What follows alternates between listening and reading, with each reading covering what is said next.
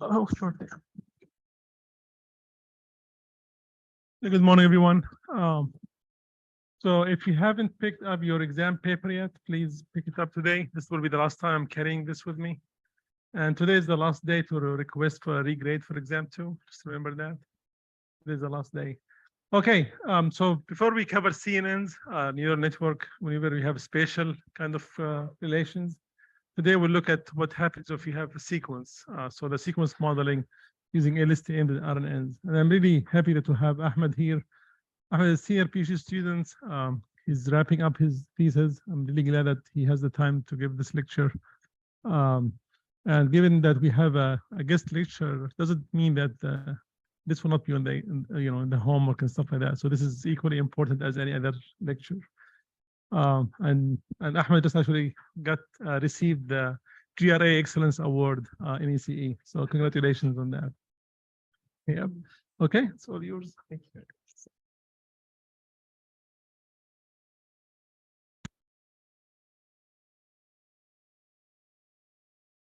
Thank you very much for the kind introduction, Hassan. It's always an honor for me to come and do one of these lectures. So this lecture here, you're going to be covering an introduction to sequence modeling, which I think comes at a very appropriate time, given that you just covered convolutional neural networks.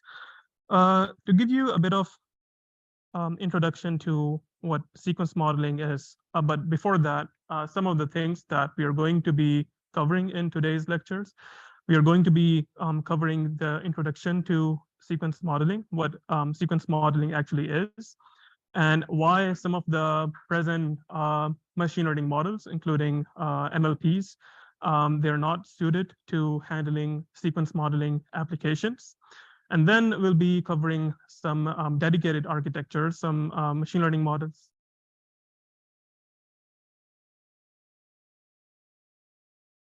Some machine learning architectures that are actually designed to handle sequence modeling applications. We will be discussing some problems that happen with these architectures, and then some proposed approaches by researchers to overcome those problems.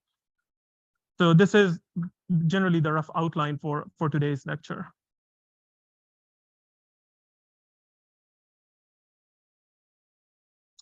So as you might already know, a lot of the structured data sets that you use with traditional MLPs, they do not have any notion of sequence or ordering. So in here, I show you a demographic data set. It has features for age, for gender, for occupation, and for income.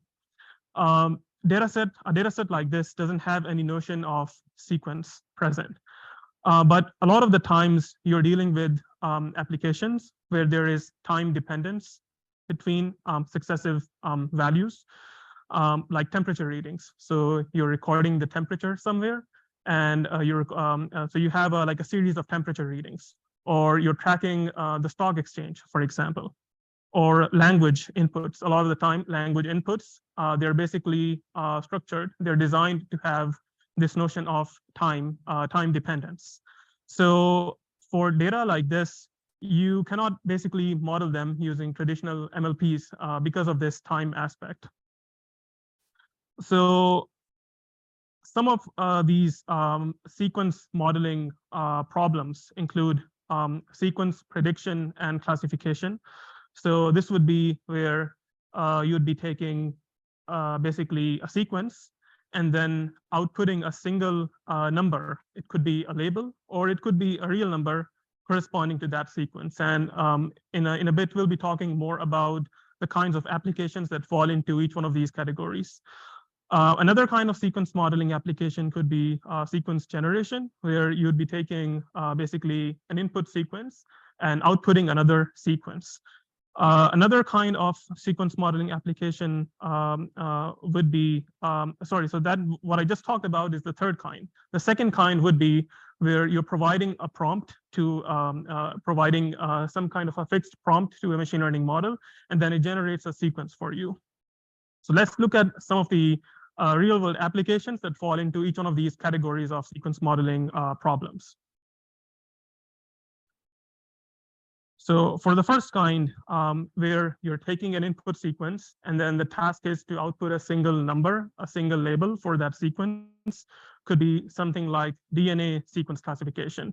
So you're provided a protein sequence, and then the task is to classify that protein. It could be something like anomaly detection in ECG signals, where you're given a time series of ECG signals, and then the task would be to detect anomalous ECG peaks within this signal. It could be something like temperature forecasting, something we already discussed. So given a history of temperature readings, you would be asked to predict the temperature for the next day, for example. Sentiment analysis, something that is very commonly done these days. So you'd be provided reviews on maybe Amazon, for example, and then the machine learning algorithm would be tasked to classify if the review is positive or negative. For sequence generation problems, you could have something like text generation, where your machine learning algorithm has been trained to generate text based off certain training data. It could be something like handwriting generation, again, trained on a data set of handwriting. It's able to generate more pieces of handwriting. Image captioning is another such example of sequence generation problems. So you provide the machine learning model with an input image, and then the model is able to basically generate text describing what's happening in the image. Music generation is another application for this kind of sequence modeling problems. Lastly, we have sequence-to-sequence prediction problems. So you provide the model with an input sequence, and then the model outputs another sequence corresponding to that input sequence. A very common example of that could be language translation. So you provide a phrase in English, and then the output could be a phrase of similar length, the same or approximately the same length in a different language. It could be something like text summarization, where you provide a source text to a machine learning model, and the model is able to summarize it for you. So that's another kind of sequence-to-sequence prediction problems. So talking about why traditional multi-layer perceptrons are not able to handle these kinds of tasks. Well, there are several reasons. Firstly, the input vectors, the length of the input and the output vectors for MLPs has to be decided in advance at training time, and that cannot be changed afterwards. So you cannot scale them to arbitrary lengths of sequences. That's the first problem. Secondly, even if we assumed that the input is always going to be the same length, the input is going to be the same length, and you decided to form the input by stacking the individual time values together to form a vector. For cases where you would have large sequences, you would have an extremely large input layer, leading to a large number of training parameters in the MLP. That could potentially lead to overfitting with limited data. Thirdly, the third major issue with something like MLPs is that the word in a sequence, or taking the example of language inputs, for example, the language input can change its ordering and yet keep its meaning, but the MLP wouldn't be designed to handle that. So that would be another major issue with using something like a multi-layer perceptron to handle sequence modeling tasks.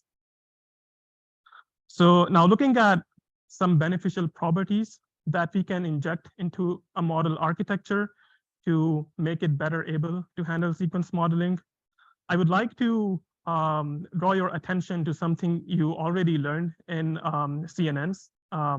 So with CNNs, you know that they're not sensitive to the object position in an image. So you can basically take an object within an image and change its position, and the CNN would still be able to detect that. And this is something that comes from its property of sharing parameters over the input space of the image. So you have a convolutional kernel that you're sliding over the input image space, and this convolutional kernel has been trained to detect, for example, a cat in the image. So it doesn't actually matter where exactly the cat is in the image. As long as you have the specific function that can look for it, you would still be able to detect that. So this can be thought of as you have multiple identical function. It's the same function that's being applied over and over again to different portions of the image to look for a certain feature of interest, in this case, the cat. And you have a fixed parameter size. So no matter what the image size is, no matter where the cat is in the image, you would still be able to use that convolutional kernel to find the cat. Similarly, you can have words happen in different positions in a sentence. We need something like a common function that you can apply to each portion of the sentence, talking about language inputs in particular. You need something like a common function that you can apply to each word in a sentence to detect the whatever it is that you're looking for.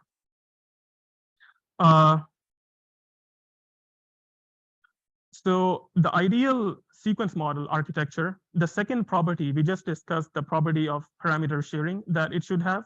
Another property that it should ideally have to be able to model sequences is to be able to maintain a history of past inputs, because that is something that you need to be able to, for example, predict the next input reliably. So combining this idea of parameter sharing that we looked at in the previous slide, and this idea of having like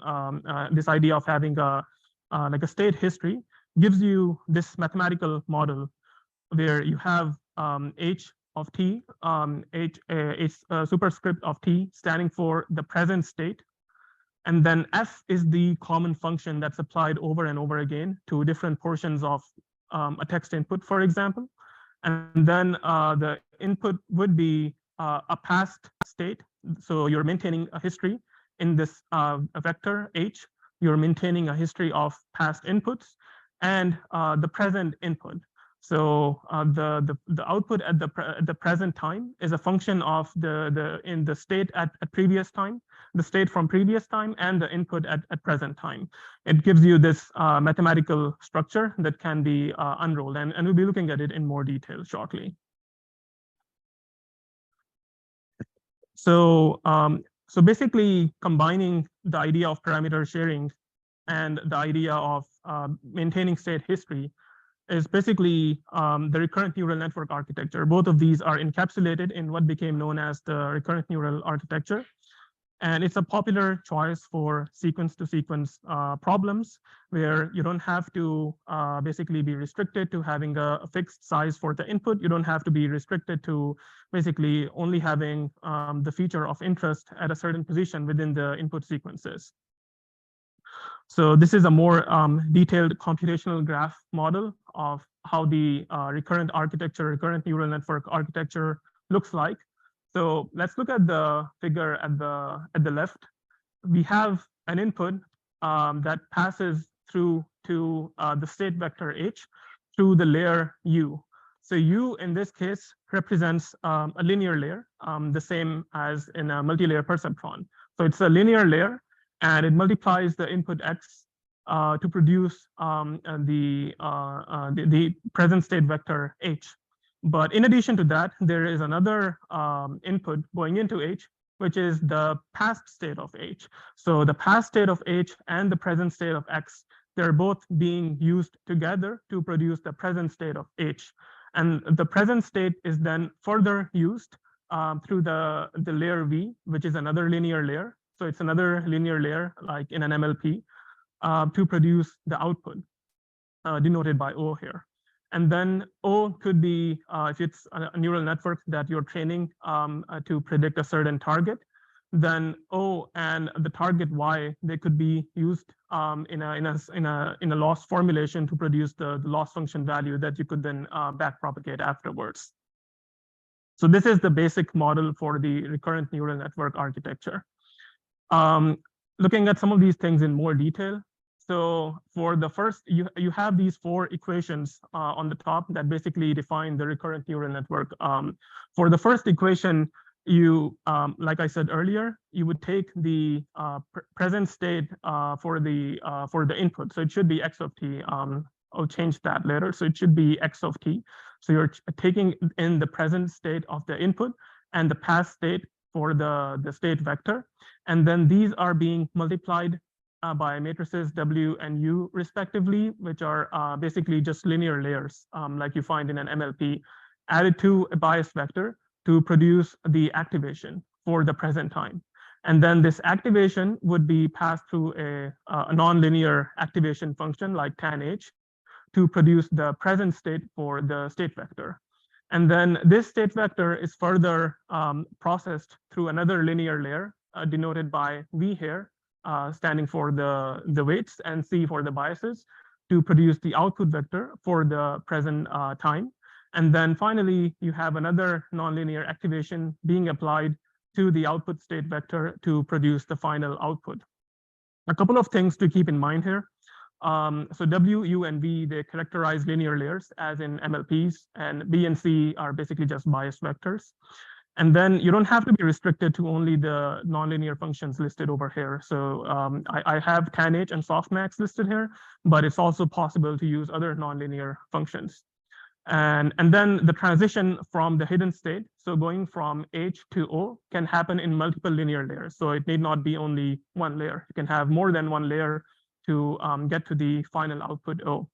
And then again, if you're dealing with real inputs, then you may want to omit the final softmax. So there's design options. There are several design options you have at your disposal, depending on the specific application that you're working with. Other things to keep in mind. So the dimensions for the input. So the input at each time sample, the size for that input, the size for the hidden state vector, and the size for the output vector. These are parameters that you would have to decide in advance. And then for the input itself, there's different options available to encode that, specifically talking about the case for natural language inputs. You could either use one-hot encoding vectors, or you could use word embeddings. So you would have the option of taking a sentence, for example, and then representing each word either via like a bag of words model, or you could use like a word embedding for that. The hidden state vector, it should be large enough to be able to store the history of past inputs. So if you're dealing with long sequences, you may want to accordingly increase the size of the hidden state vector to be able to store that information. The output vector dimension, so if you're dealing with the classification, sorry, go ahead.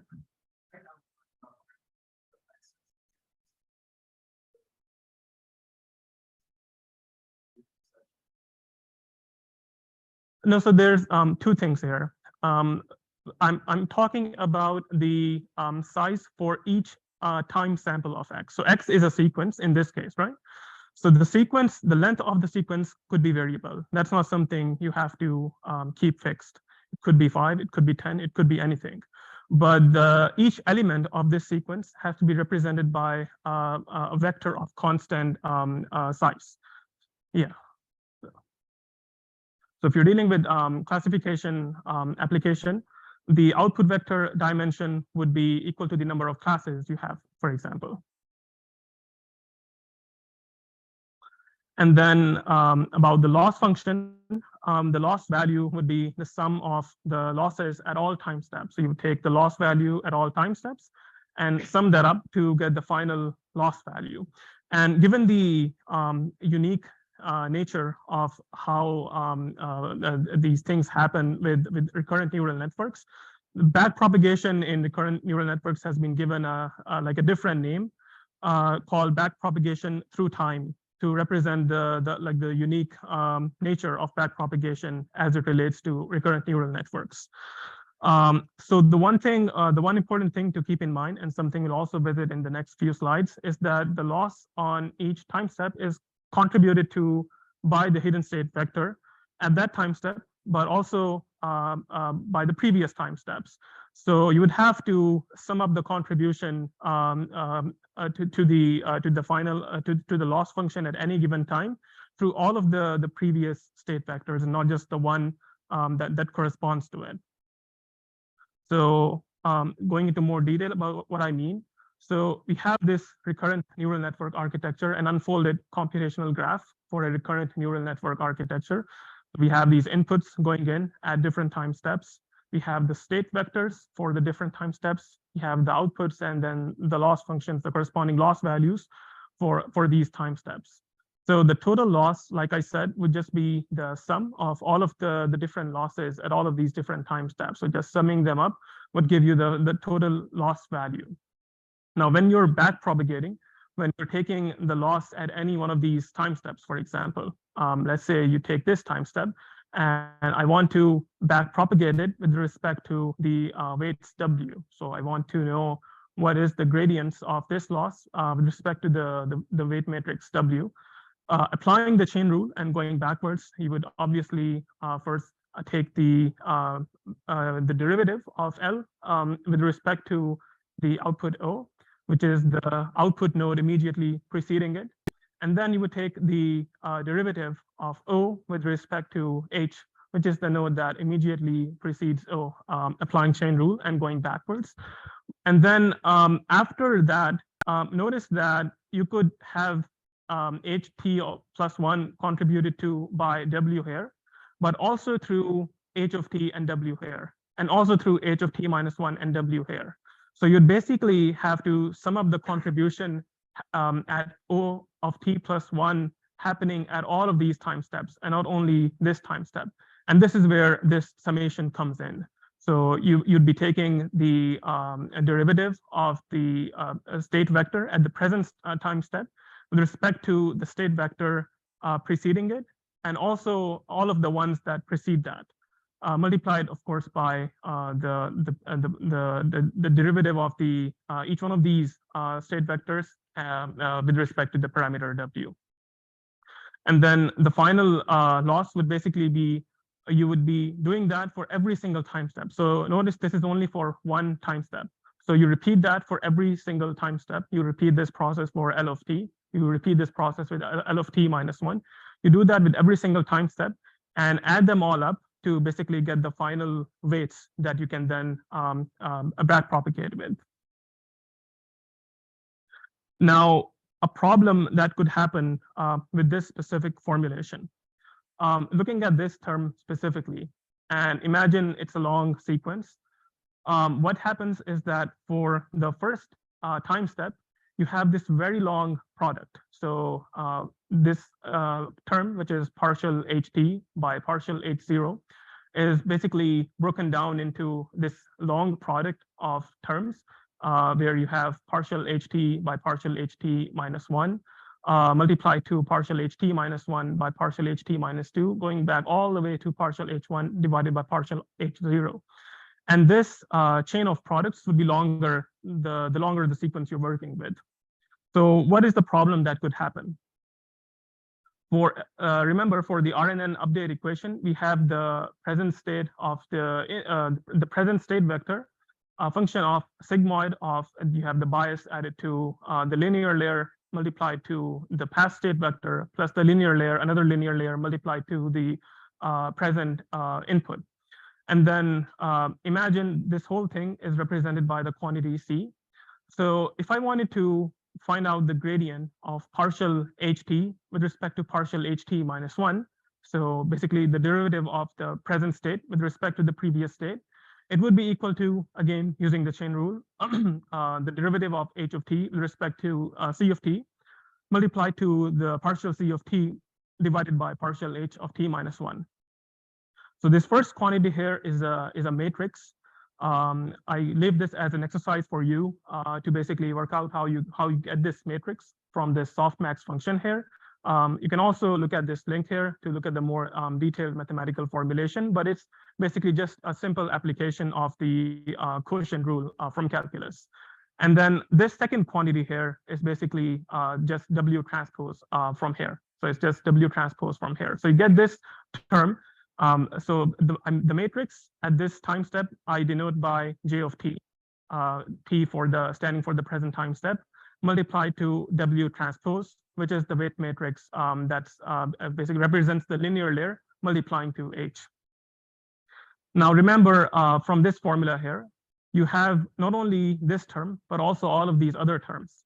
So if you were to plug in this formula for every one of these terms, what you're basically getting is that you have this J matrix is just a Jacobian standing for Jacobian at the present time step times the weight transpose into Jacobian at t minus 1 multiplied by W transpose, going back all the way to the Jacobian at the 0th time step multiplied by W transpose. So you have this very long chain of products involving these Jacobians and these linear weight matrices. So there's two problems that happen here. Firstly, network weights, they are initialized from a standard normal distribution. So a lot of the times, these values in the weight matrix, they'll be close to 0. Secondly, these Jacobians involve sigmoid functions. And sigmoid functions, for low values of inputs, they tend to saturate to 0. So you have a lot of zeros being multiplied together, and this is happening for an extremely long period of time for long sequences. So the result of that is that the RNN is only able to capture the short-term dependencies. So if there is dependencies in the input sequence going back all the way to the first portion of the input, the RNN is not able to capture that because of this problem with the gradients.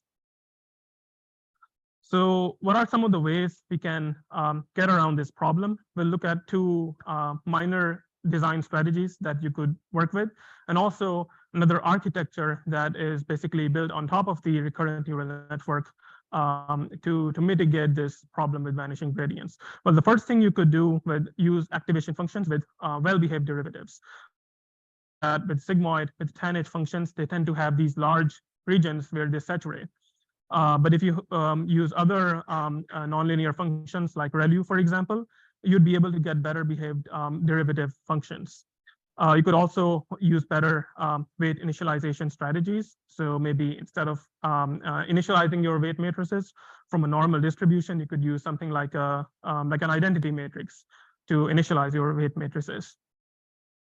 Now, talking about how to design better recurrent units, going beyond minor design improvements, we need something like self-connections to allow for better flow of information, and we'll be looking at that in more detail shortly.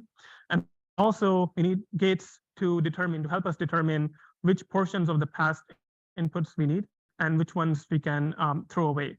So this is basically the idea. This is basically something captured in what is known as LSTMs, or long-short. LSTMs is a name for the network architecture, specifically designed to handle these kinds of problems.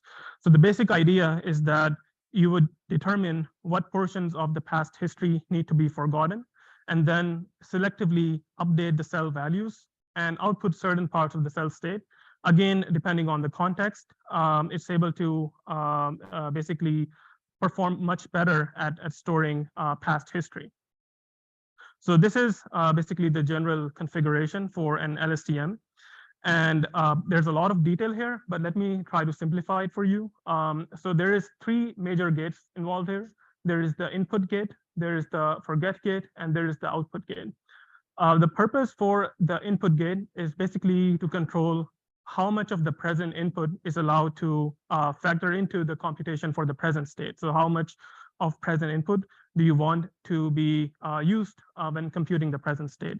So imagine if for some application, it turns out you don't need the present input at all. You could completely shut off this gate to only work with past history to produce the output. The second gate is called the forget gate, which basically controls how much of the old state vector is used to produce the new state vector. The third gate we have is the output gate that controls how much of the present output is influenced by the present state versus that by the past state. So these are the 3 major gates in this configuration. So one of the things that I would like to draw your attention to in this architecture is this self loop. So the state variable at any time step is basically a function of not only So the state variable at the current time step is a function of the previous time step through this self loop. Now for RNNs, this was only possible through this recurrent connection. So you would have to basically process the past state through a linear layer, add it to a bias, process it through a nonlinear layer, and that's how you would get the new state from the old state. But for LSTMs, in addition to this, in addition to what you had in RNNs, you also have this self loop, which is kind of a more simplified operation on the past state to get the present state. Now, what it does, it improves the gradient flow because it's not as complicated as what was happening with RNNs. So if you're getting poor gradients through the recurrent connection, that would be compensated through this self loop connection.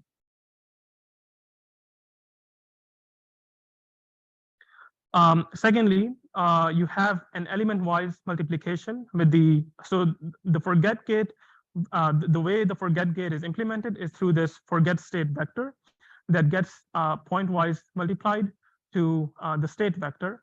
So after we multiply the forget vector, the forget gate vector with the present state vector, with the past state vector, you end up with this new vector.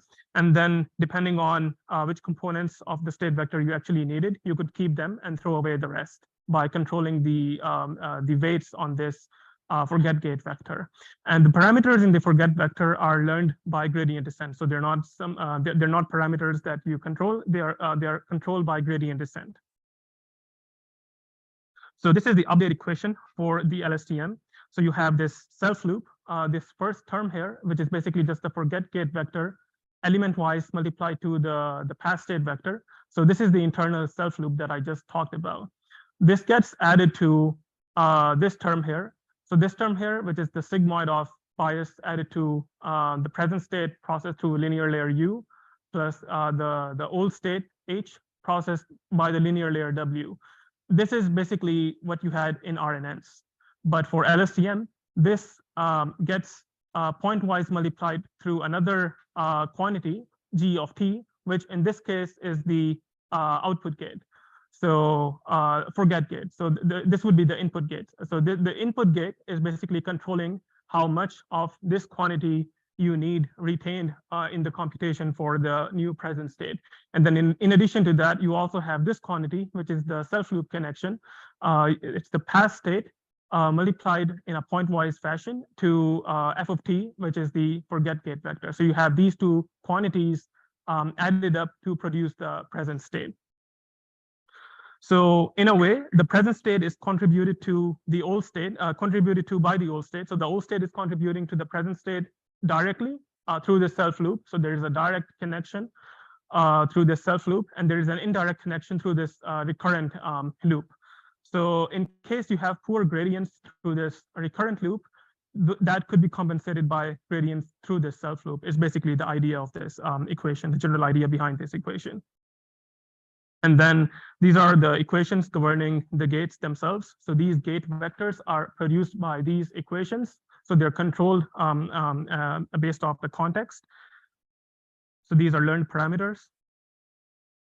And then finally, the output itself, the final output is basically taking this present state vector S of t, passing it through a nonlinear function, and pointwise multiplying it to the output gate, which is Q of t. And the output gate itself is also basically a learned parameter learned by gradient descent. So this is basically the general introduction to LSTMs. You might have noticed there's a lot of redundancy with this architecture. So there's a lot of different gates that are controlling what parts of the information, the past information you want to keep versus what parts of the past information you want to throw away. They have different gates controlling that. But in fact, you only need one gate to control which parts of the history you keep versus which ones you throw away. And that's basically the architecture called the gated recurrent unit, which is another kind of recurrent architecture. So in this case, instead of having two different gates controlling the flow of past state versus present state, you have the same gate, which is U of t, basically controlling this behavior. So if you want only the present state, if you only want information from the present state, you would set U of t to 0, so that only this part is contributing. And if you wanted to completely throw away the contribution by the present state, you would you would set U of t to, the architecture would set U of t to 1, resulting in only the past state contributing to the output and no input being provided by the present input. You have these gates. So U of t is the gate we just looked at. R of t is another gate that controls the output, but it's less complicated compared to the LSTM. Now, having looked at these general recurrent neural network configurations, I want to talk about how these recurrent units can be taken and put together to form these architectures that can be deployed in some of these applications that we discussed earlier. So in the case you have just linear layers and no feedback, it's basically just the MLP. So this is an MLP you can use for general non-sequence modeling related tasks. You could take this, the second option would be called one-to-many, where you basically have a single prompt that is provided to the recurrent architecture, whether it be the simple recurrent neural network or an LSTM or a GRU. And then the GRU is basically producing at each time step something. So you get an output sequence based off a single prompt. So this would be very appropriate for something like image captioning or music generation, where you provide some kind of a prompt to the model, and then the model, based off that initial prompt, is able to generate a whole sequence for you. You could also have a many-to-one configuration where you provide a complete sequence to the model architecture, and then you only get one output at the end. So this would be very suitable for something like classification. You provide like a review input, an input of Amazon reviews, for example, to the machine learning model, and the model is able to classify if it's a positive review or a negative review. There's also the many-to-many architectures, two different configurations for sequence-to-sequence kind of applications, where you provide a whole sequence as input to the model, and the model generates a sequence in response. This could happen either by you provide the sequence first, and then the model generates the output sequence afterwards, or it could also be that for each time sample that you provide to the model generates a corresponding output time sample. So that would also be an option. I just want to make a couple of remarks about how you would practically implement these things. So if you use something like PyTorch, you would only have a single generic recurrent unit that they provide you.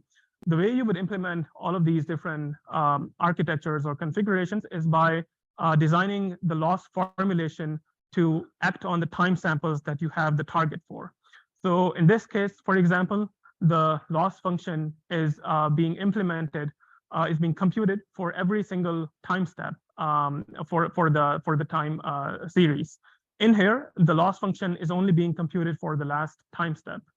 And likewise for these architectures. So what makes one of these architectures different from another architecture from a practical standpoint is how you implement the loss function in something like PyTorch, for example.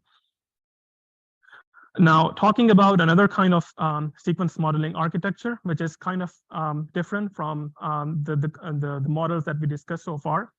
So in this it's a relatively famous paper, natural language paper. The authors discussed four major limitations with the current recurrent networks, whether it be just the recurrent neural network or the LSTM or the GRU. They discussed firstly the issue of parallelism. So to be able to compute the output for future time steps, you must wait for all of the computations to complete for previous time steps. So this is an issue with the present implementations of recurrent units. There is also another problem with the receptive field, for example. So the receptive field for a recurrent network is something you cannot directly control. You can improve it by, for example, having better activation functions, by using more advanced architectures like LSTMs and GRUs, but it's an indirect way of controlling it, but you cannot directly have a more fine-grained control of the receptive field. By receptive field, I mean how much of the input the network is able to look at. Training time memory is another issue with present recurrent architectures. So you have to store a lot of intermediate variables and to compute the output, and also to backpropagate through these recurrent architectures. And the longer the sequence, the more these state variables that you would have to store. There's also the issue of gradient stability with some of these recurrent architectures, where if you have longer input sequences, they could lead to the problem of unstable gradients, where the gradients tend to either vanish or explode because of these long chains, these product chains you have in the back propagation. So what these authors basically do is they propose a new kind of architecture they call the temporal convolutional network, and they compare it to the regular recurrent configurations in terms of various benchmark tasks, and show how their proposed architecture is outperforming the recurrent architectures at all of those tasks. So temporal convolutional networks are basically based on 1D CNN. So we've looked at 2D CNNs. Temporal convolutional networks are they're based on 1D convolutional neural networks. So the idea is you have a sequence of values. You have an input sequence. And if I were to convolve it with some kernel, this could be represented as the multiplication of a special kind of matrix called a tuplets matrix with the input sequence. So I'm getting the output all at once. I don't have to wait for the convolutional output for the first two values for the time series, for example, to be able to get the output for the next portion of the time series. So by having this kind of a convolutional implementation, I can get the output all at once. Secondly, with CNNs, you have very fine-grained methods built in to control the receptive field. So for example, you can stack multiple layers of CNNs, and that gives you a larger receptive field. By having multiple layers stacked together, it gives you a larger view into the original input. You can also have multi-resolution kernels. You can control the kernel size, and that also lets you control the receptive field of the neural network. There's also something called dilated convolutions. So by using dilated convolutions with different sizes, you're able to look at larger and larger sizes of the original input.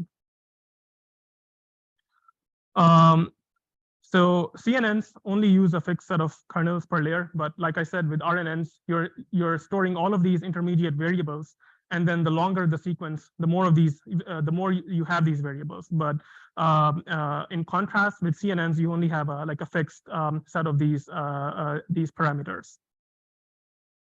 The gradient in an RNN, you would have to backpropagate it through all of the time steps. So it's a function of how long is the input sequence that you have, as opposed to CNNs, where the backpropagation happens laterally and not vertically through the time sequence.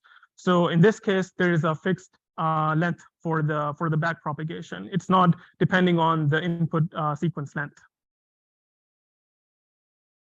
So these authors, they basically designed this architecture to have four ideal features that they think is ideal for sequence modeling tasks.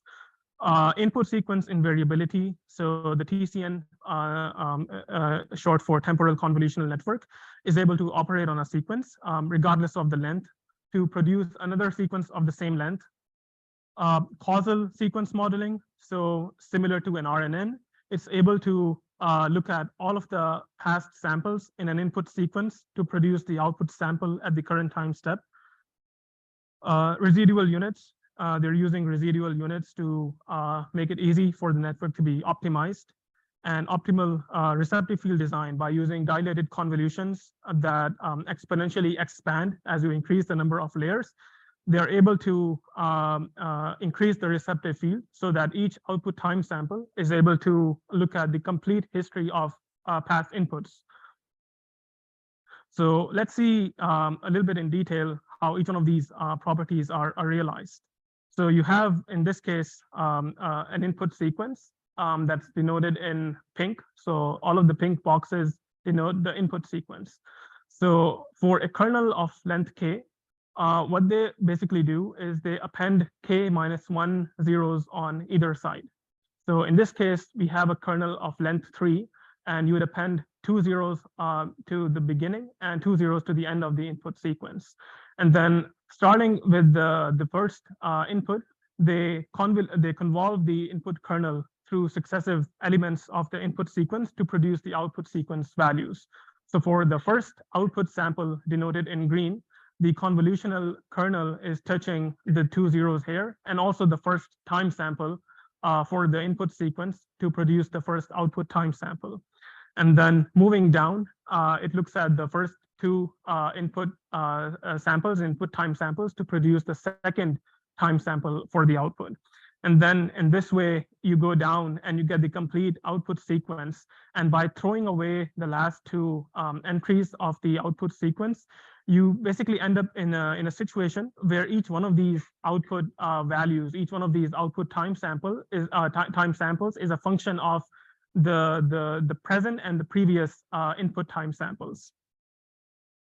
So this is the general configuration for their temporal convolutional network architecture. So in addition to what I just described on the previous slide, they're also using dilated convolutions that help them maximize the receptive field much faster than if they did not use dilation.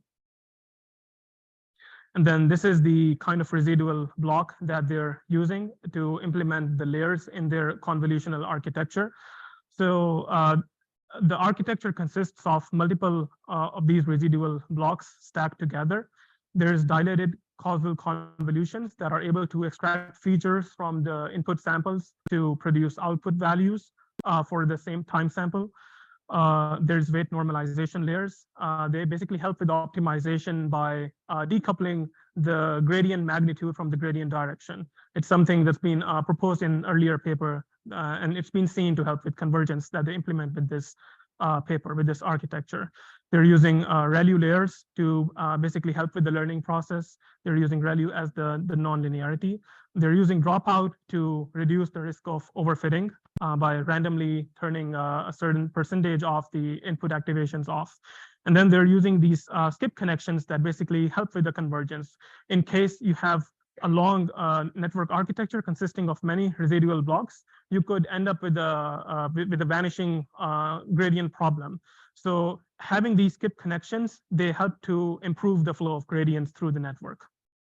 That basically brings me to the end of my slides. I have listed down here some references that you can refer to in order to read up more on some of the things we discussed today. And yes, any questions so far?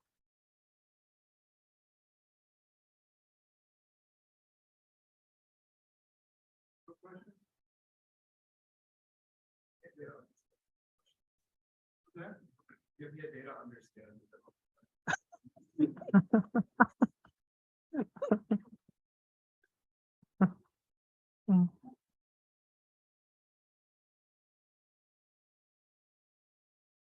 But now I think you have the